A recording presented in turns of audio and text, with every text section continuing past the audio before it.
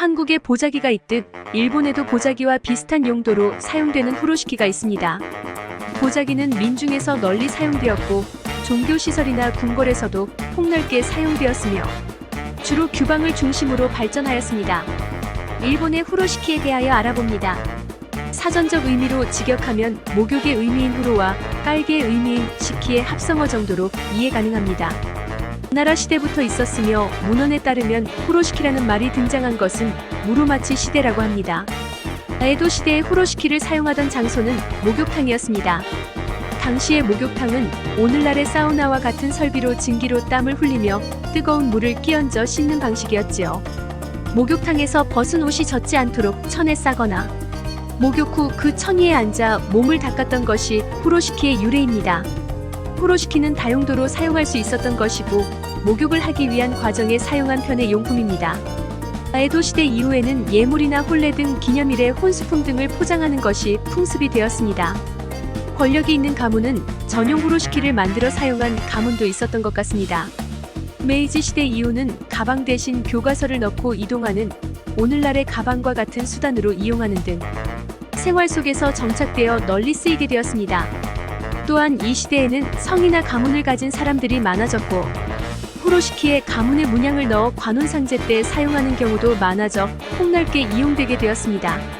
전후에는 기술 발전에 따라 비단이나 무명이 아닌 레이온 등의 합성 섬유로 만든 후로시키가 증가하게 됩니다.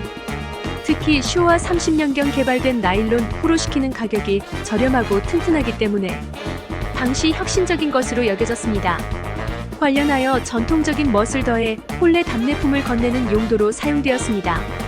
쇼와 40년경에는 종이 쇼핑백이 백화점에서 일반화되고 천으로 된 서양식 가방의 보급이 확산되기 시작하면서 점차 후로시키의 수요가 사라져갔습니다.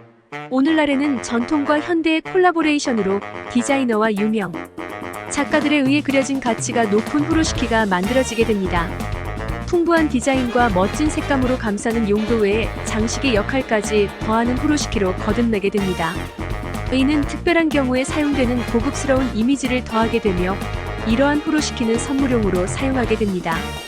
혼례와 답례 등 특별한 기회에 사용하는 전통적인 것이라는 인식으로 변화해 갔습니다. 후로시키의 매력은 첫째, 형태의 변화를 가능하게 합니다.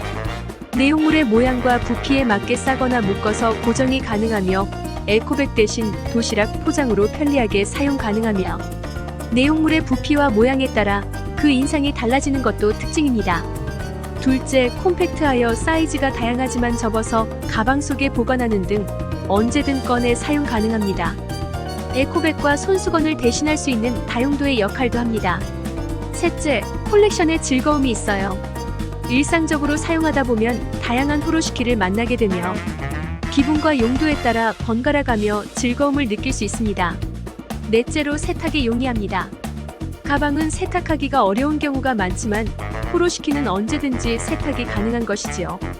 오염이 되면 언제든 세탁하여 위생적이고 스스럼 없이 사용 가능한 점이 매력입니다. 다섯째, 친환경적입니다. 후로시키는 비닐봉투처럼 일회성 사용이 아닌 오랜 기간 손질하면서 지속 사용 가능한 친환경적인 역할을 할 수 있습니다. 묶고 풀기를 반복하며 애착을 가지는 점 등이 가능한 것이 한국의 보자기와 같은 후로시키의 매력입니다. 이러듯 한민족의 보자기 문화와 일본의 후로시키는 출발점은 달랐지만 현대적인 요소에서는 매우 유사한 점이 많습니다. 심지어 예술과 창조적인 분야에서는 각자의 영역에서 경쟁이 되기도 하겠습니다. 아직은 한국의 보자기가 일본의 후로시키의 영향력이 밀리는 느낌이 듭니다만 이 또한 K 콘텐츠처럼 널리 활용하고 사용법을 널리 알려 세계인의 사랑으로 펼쳐질 수 있도록 노력하여야 하겠습니다. 보자기는 포용과 배려의 문화입니다.